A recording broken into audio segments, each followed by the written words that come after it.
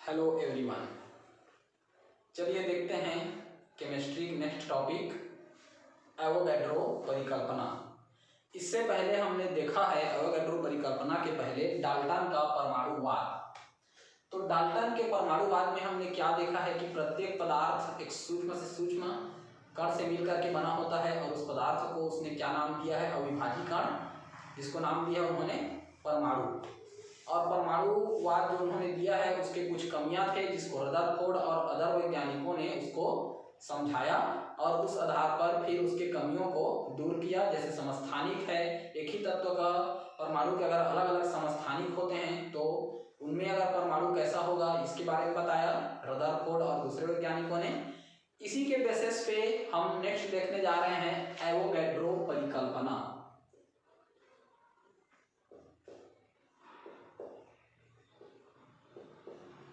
Avogadro परिकल्पना तो समझते हैं एवोगैड्रो परिकल्पना क्या है। एक साइंटिस्ट है बर्जीलियस।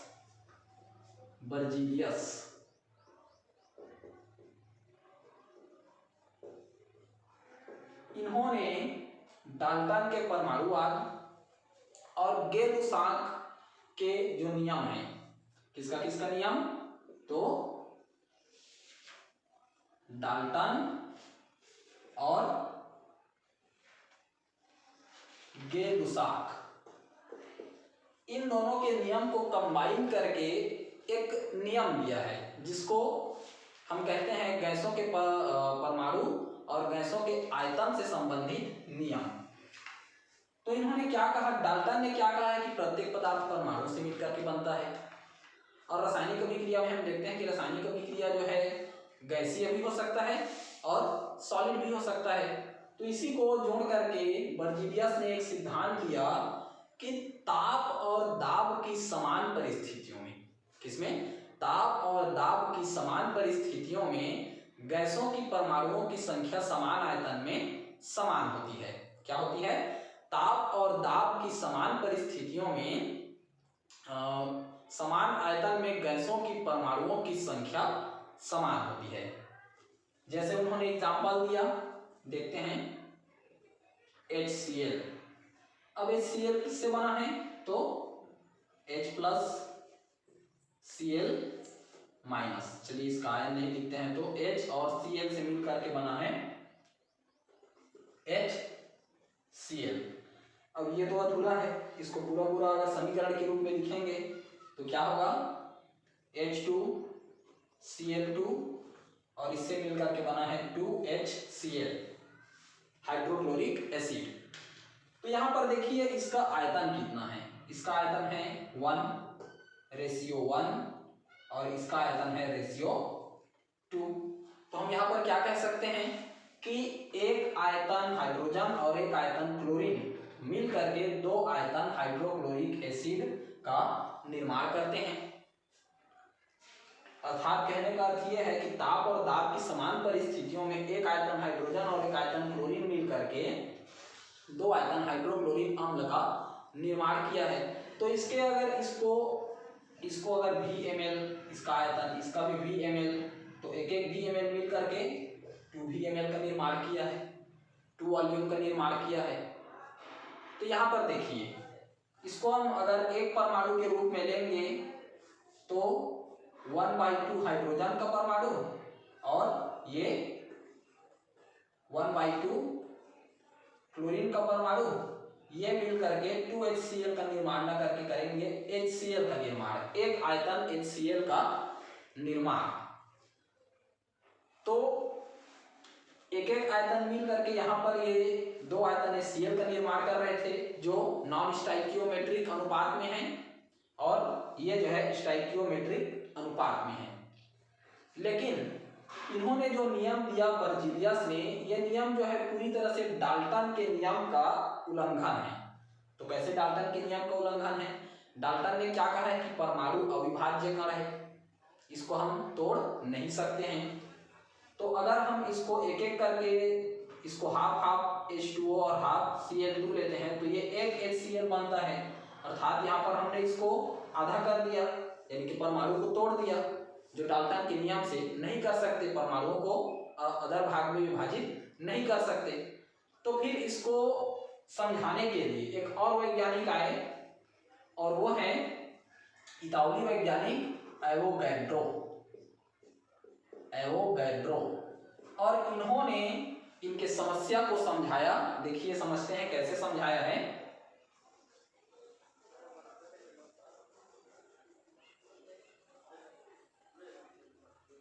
इनका जो समस्या था कि परमाणु को विभाजित नहीं कर सकते हैं क्योंकि वह अविभाज्य कण है, तो उन्होंने इसे कैसे समझाया है देखते हैं। एवोगैड्रो ने इन्होंने क्या कहा कि दो परमाणु मिल करके यौगिक परमाणु या उसी को संयुक्त परमाणु नाम भी दिया गया है का निर्माण करते हैं, जिसको हम अणु भी बोलते हैं। दो परमाणु मिल करके एक और जो पदार्थ का निर्माण करते हैं उसको क्या बोला गया है, यौगिक परमाणु या संयुक्त परमाणु। जैसे देखते हैं H और H मिलकर क्या बनता है, तो H2। यहाँ पर H और H क्या है, तो ये जो है एटम परमाणु है और ये है मॉलिक्यूल।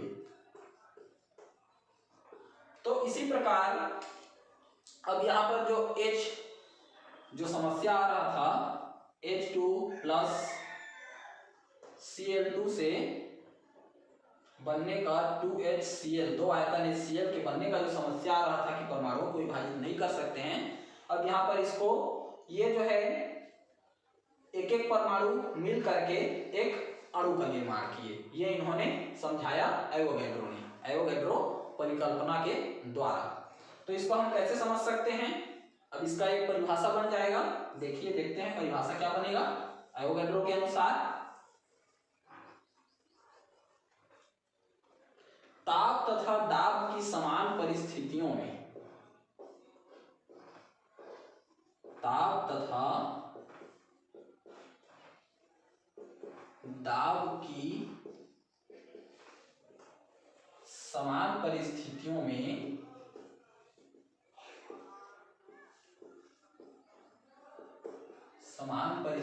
में क्या कहा गया है, ताप तथा दाब की समान परिस्थितियों में गैसों के समान आयतन में, गैसों के समान आयतन में परमाणुओं की संख्या, पहले कहा गया था परमाणुओं की संख्या, लेकिन उसको परिवर्तित करके एवोगैड्रो ने जब उसको संशोधित किया तो आयतन में परमाणु नहीं बल्कि अणुओं की संख्या, अणुओं की संख्या समान होती है, अणुओं की संख्या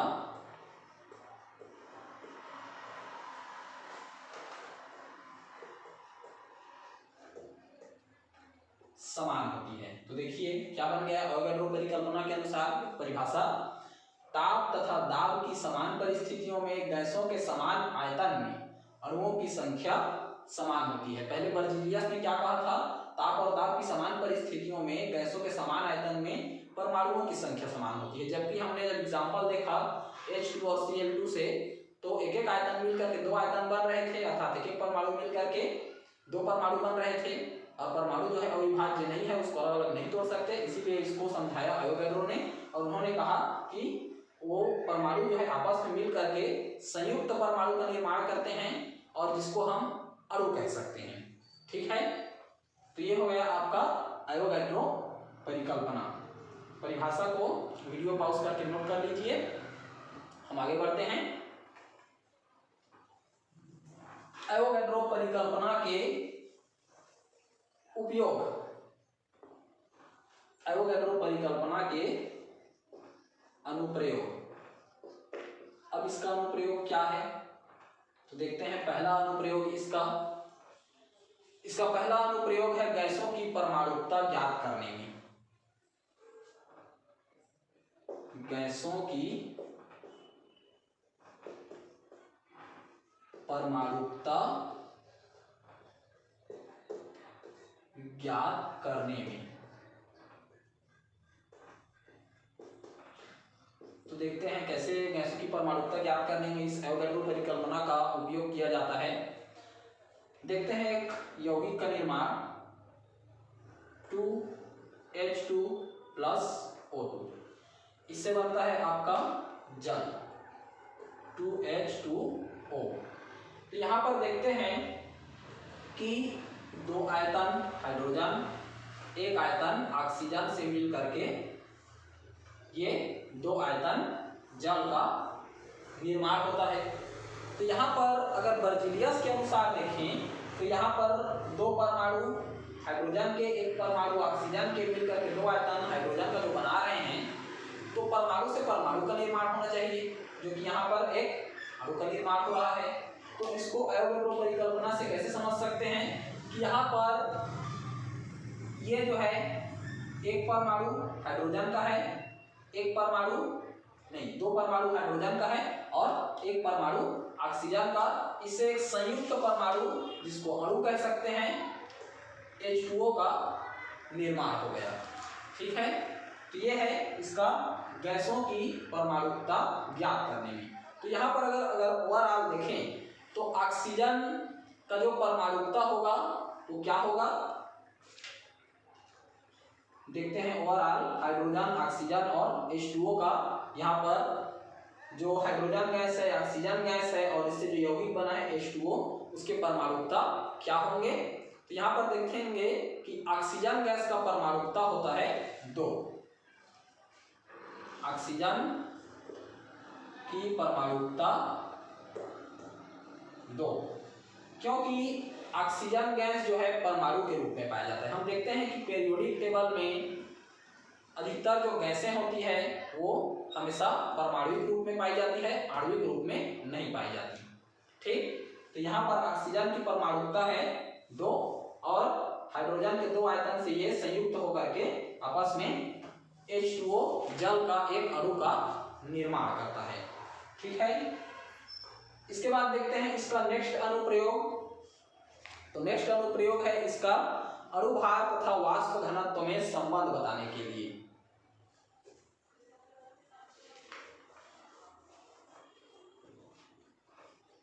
नेक्स्ट अनुप्रयोग है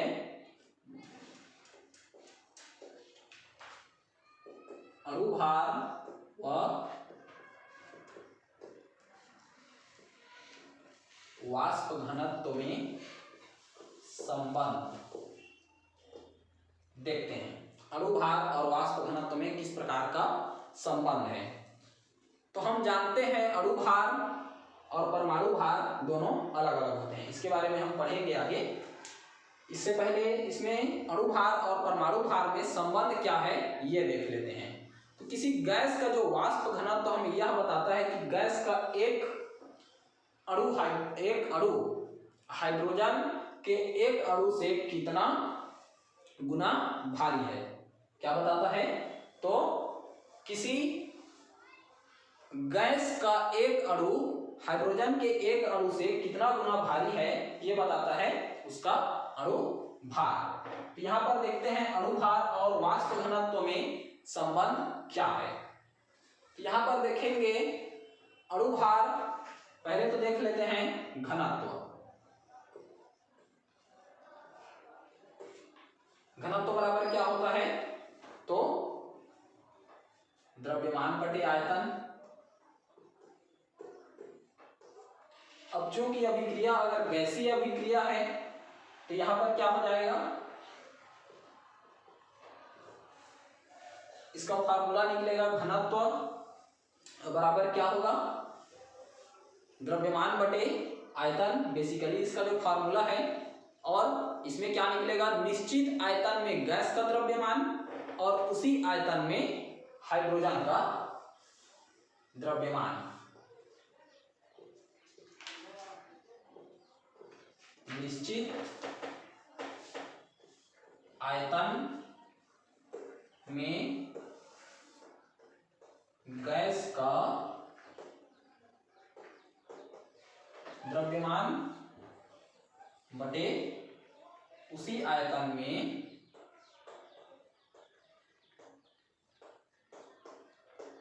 हाइड्रोजन का द्रव्यमान, अर्थात यहाँ पर यह लिया गया है हाइड्रोजन को एक स्टैंडर्ड के रूप में लिया गया, हाइड्रोजन से तुलना करके उसके अणु भार को निर्धारण किया गया है। तो इसीलिए ये हो गया निश्चित आयतन में गैस का द्रव्यमान बटे उसी आयतन में हाइड्रोजन का द्रव्यमान। बेसिकली घनत्व तो बराबर होता है द्रव्यमान बटे आयतन। तो अब देखते हैं इसमें मुख्य संबंध क्या है, अणु भार और वाष्प घनत्व में मुख्य संबंध क्या है जो हमें आगे काम आने वाला है। तो वाष्प घनत्व बराबर होता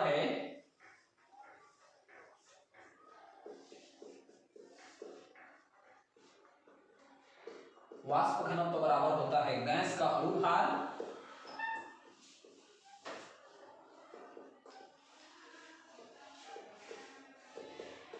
अपॉन 2। अब ये 2 कहां से आया तो समझते हैं। हाइड्रोजन जो है अणु नहीं परमाणु के रूप में पाया जाता है H2। तो हाइड्रोजन का अगर हम एक निश्चित आयतन में द्रव्यमान देखते हैं तो हाइड्रोजन का द्रव्यमान एक हाइड्रोजन का एक, लेकिन चूंकि ये परमाणु नहीं अणु के रूप में पाया जाता है इसीलिए ये आ गया 2। ठीक है, तो ये हो गया वाष्प घनत्व बराबर गैस का अणु भार अपॉन 2। अब इसको हम अगर देखते हैं कि अणु भार का निर्धारण करें तो क्या होगा, अणु भार बराबर 2 गुणा वाष्प घनत्व। तो ये हमें एक रिलेशन मिल गया अणु भार और वाष्प घनत्व के बीच। ठीक है, दूसरा इसका अनुप्रयोग देखते हैं।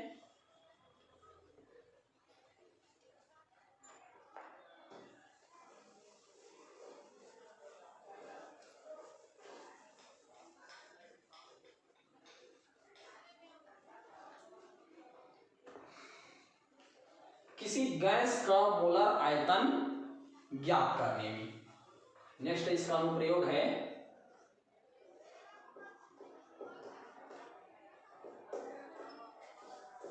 किसी गैस का मोलर आयतन ज्ञात करने में। तो एवोगैड्रो परिकल्पना का उपयोग किसी गैस के मोलर आयतन ज्ञात करने में कैसे किया जाता है, तो हम देखते हैं एनटीपी पर किसी गैस का जो मोलर आयतन होता है, एनटीपी पर किसी गैस का जो मोलर आयतन होता है वो होता है 22.4 लीटर, 22.4 लीटर और ये फिक्स है। एनटीपी क्या है, तो किसी गैस का जो मोलर आयतन है वो एक समान ताप और समान दाब पर लिया जाता है। समान ताप क्या ले सकते हैं 293 केल्विन और प्रेशर समान दाब क्या होगा तो 1 एटमॉस्फेरिक प्रेशर। इस पर जब किसी गैस का मोलर आयतन निकालते हैं तो वो आता है एनटीपी पर 22.4 लीटर, 22.4 लीटर। तो इस प्रकार से एवोगैड्रो के सिद्धांत से हम उसके कुछ अनुप्रयोग ये देख लिए। अब देखते हैं नेक्स्ट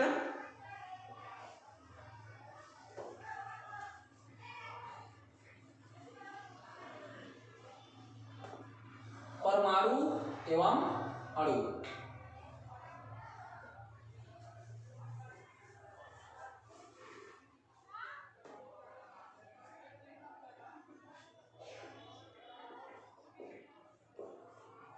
परमाणु एवं अणु, परमाणु को इंग्लिश में बोलते हैं एटम एंड मॉलिक्यूल।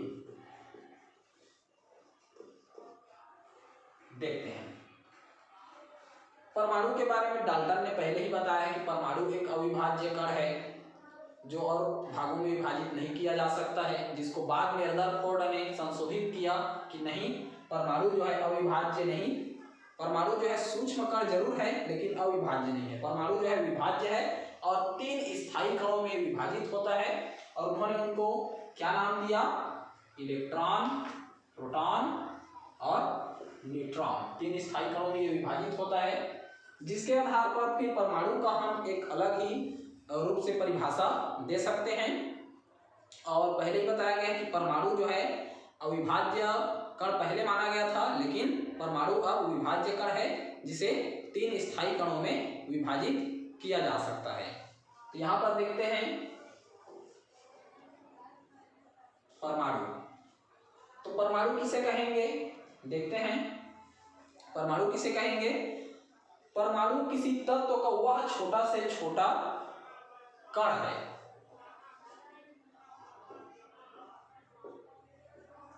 परमाणु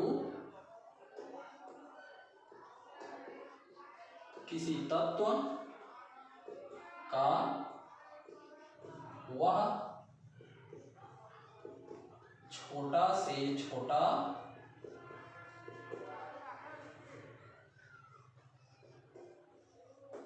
कण है।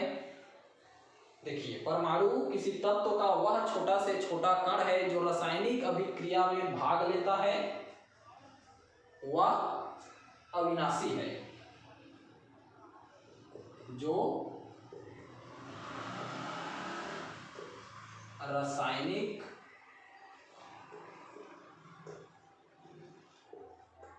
अभिक्रिया में भाग लेता है, वह अविनाशी है। देखिए कैसे समझ सकते हैं।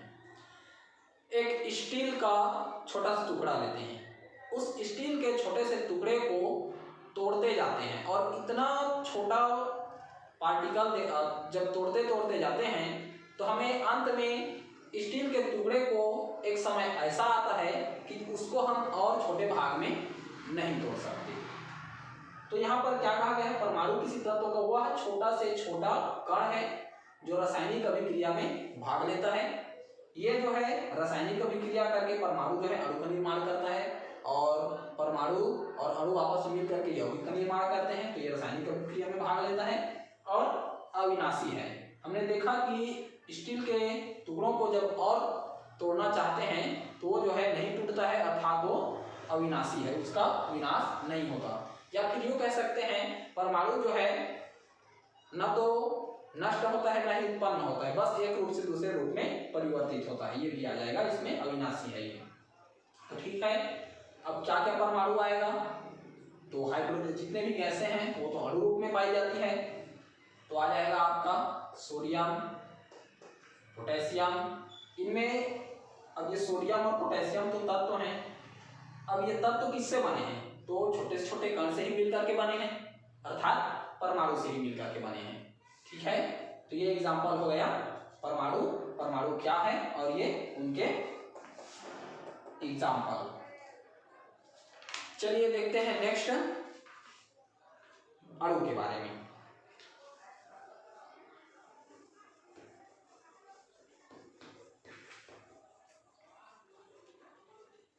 रसायन में दो मुख्य भाग जो जानना सबको जरूरी है, और इसीलिए इसको रसायन की कुछ मूलभूत अवधारणाएं कहा गया है। अब देखते हैं अणु। अब ये अणु क्या है, तो परमाणु के लिए क्या कहा गया, जो रासायनिक अभिक्रिया में भाग लेता है, अविनाशी होता है, छोटा से छोटा कण है। इसी प्रकार अणु जो है किसी पदार्थ का वह सूक्ष्मतम कण है। अणु वह सूक्ष्मतम कण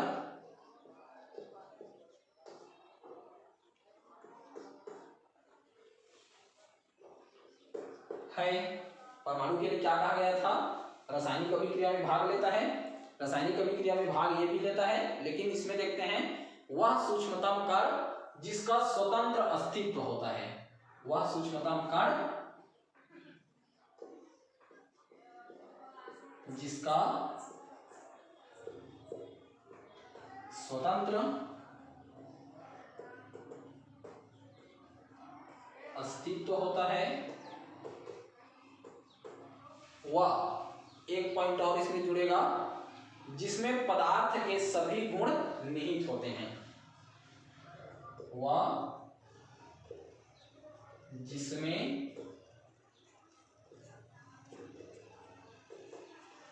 पदार्थ के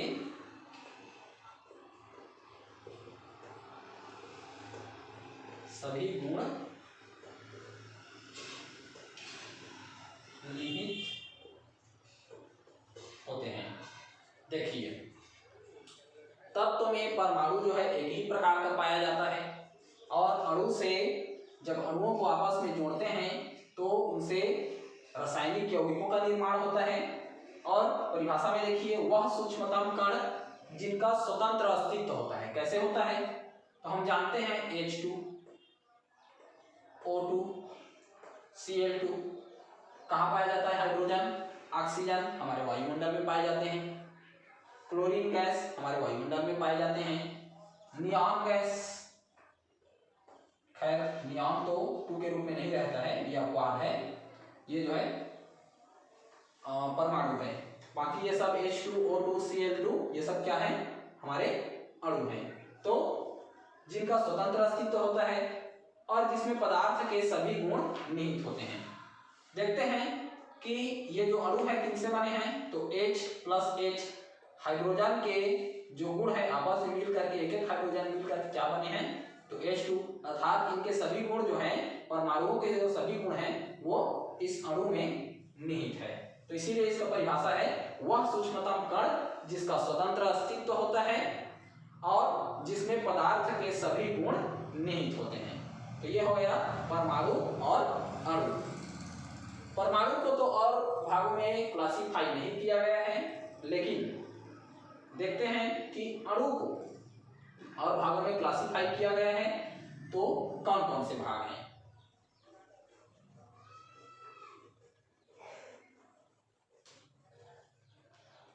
एक होता है आपका समपरमाणुक और एक होता है विषम परमाणुक।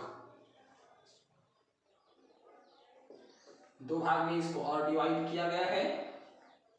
चलिए देखते हैं कौन कौन सा भाग है।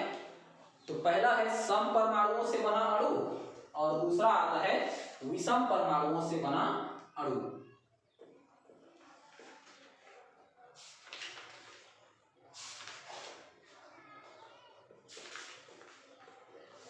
सम परमाणुओं से बना और दूसरा है विषम परमाणुओं से बना।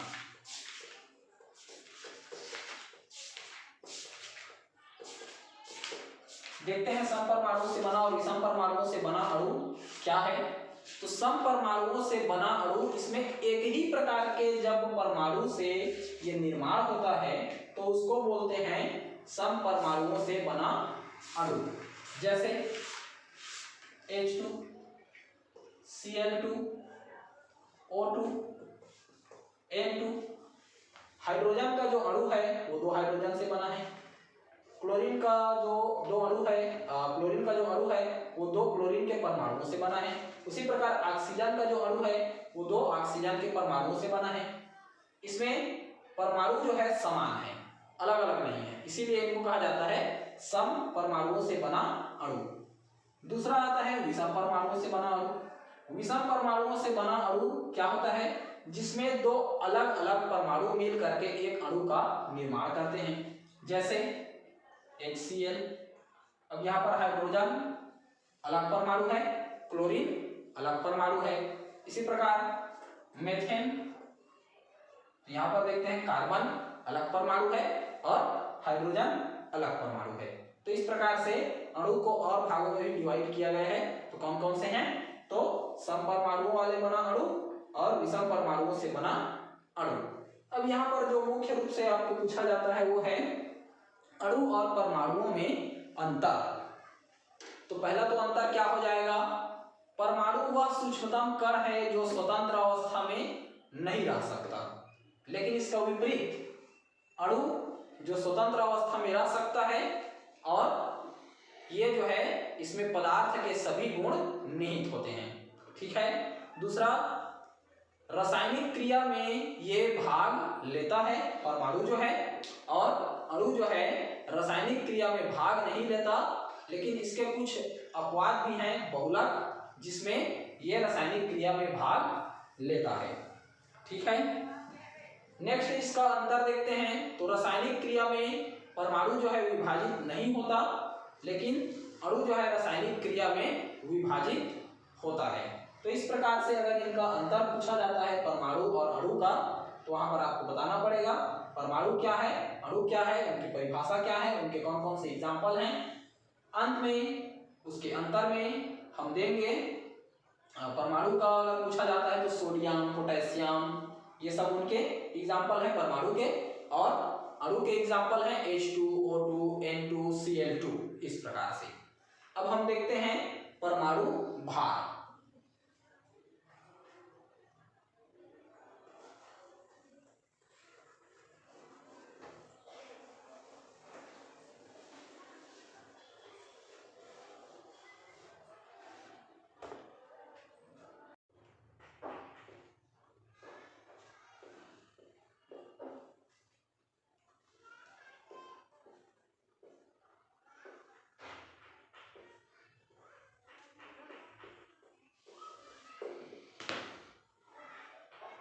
देखिए परमाणु भार, तो परमाणु भार को किसी तुला से, किसी तत्व के परमाणु भार को बेसिकली किसी तुला से प्राप्त नहीं किया जा सकता। उसके लिए एक स्टैंडर्ड तत्व को परमाणु भार को लिया जाता है, उसके अनुसार किसी दूसरे तत्व के परमाणु भार को निकाला जाता है। तो बेसिकली हम देखते हैं आवर्त सारणी में हाइड्रोजन जो प्रथम तत्व है, जिसका परमाणु भार होता है 1.008, इसको लिखा जाता है ऊपर में 1.008, या फिर सामान्यतः उसको 1 के समान मानते हैं। तो अगर हम किसी दूसरे तत्व का परमाणु भार हाइड्रोजन की तुलना में निकालें तो क्या होगा, देखिए परमाणु द्रव्यमान बराबर होगा तत्व के एक परमाणु का द्रव्यमान, तत्व के एक परमाणु का द्रव्यमान बटे, ये हो जाएगा हाइड्रोजन के एक परमाणु का द्रव्यमान।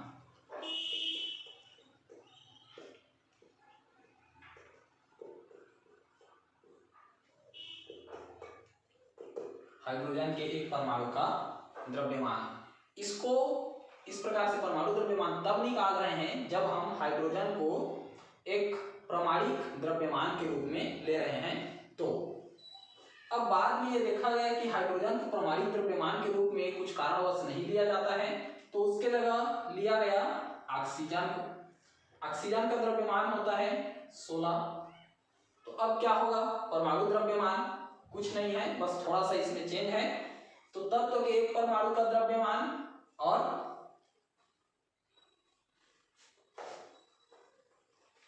ऑक्सीजन के 1/16वें भाग से किसी परमाणु का जो द्रव्यमान का तुलना किया जाता है उसको कहते हैं उसका परमाणु द्रव्यमान। फार्मूला देखिए, 1/16 गुणा ऑक्सीजन के एक परमाणु का द्रव्यमान। तो इसका परिभाषा क्या होगा, देखिए किसी तत्व का परमाणु भार, किसी तत्व का परमाणु भार यह बताता है कि उसका एक परमाणु ऑक्सीजन के एक परमाणु के 1/16वें भाग से कितना गुना भारी है। लेकिन बाद में फिर इसमें संशोधन किया गया और इसको भी प्रामाणिक द्रव्यमान नहीं माना गया। तो फिर किसे माना गया, प्रामाणिक द्रव्यमान माना गया कार्बन 12। किसे माना गया, कार्बन 12 के प्रामाणिक द्रव्यमान के अनुसार दूसरे तत्वों के परमाणु द्रव्यमान निकाले गए। देखते हैं इसका फार्मूला क्या होगा। इसमें फार्मूला में कुछ ज्यादा चेंज नहीं होगा।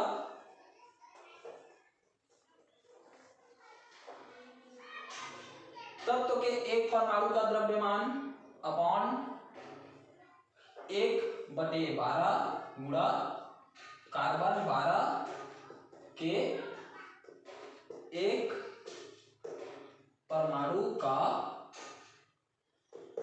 द्रव्यमान। तो इसको सेम ऑक्सीजन की तरह कैसे परिभाषित कर सकते हैं? किसी तत्व का जो परमाणु द्रव्यमान होता है कार्बन 12 के 1/12वें भाग के एक परमाणु के द्रव्यमान से कितना गुना भारी है, उसको कहा जाता है उस तत्व का परमाणु द्रव्यमान। ठीक है, तो इसी प्रकार विभिन्न तत्वों के परमाणु द्रव्यमान का यहाँ पर मान निकाला गया है। तो अलग अलग तत्वों के परमाणु द्रव्यमान जब हम देखते हैं, जैसे हाइड्रोजन है, अब देखते हैं हाइड्रोजन 1.008, इसी प्रकार देखते हैं ऑक्सीजन 16, इसी प्रकार देखते हैं क्लोरीन 35.5, क्लोरीन 35.5।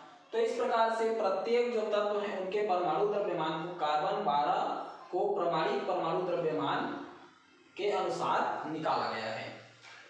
तो ये हो गया परमाणु द्रव्यमान।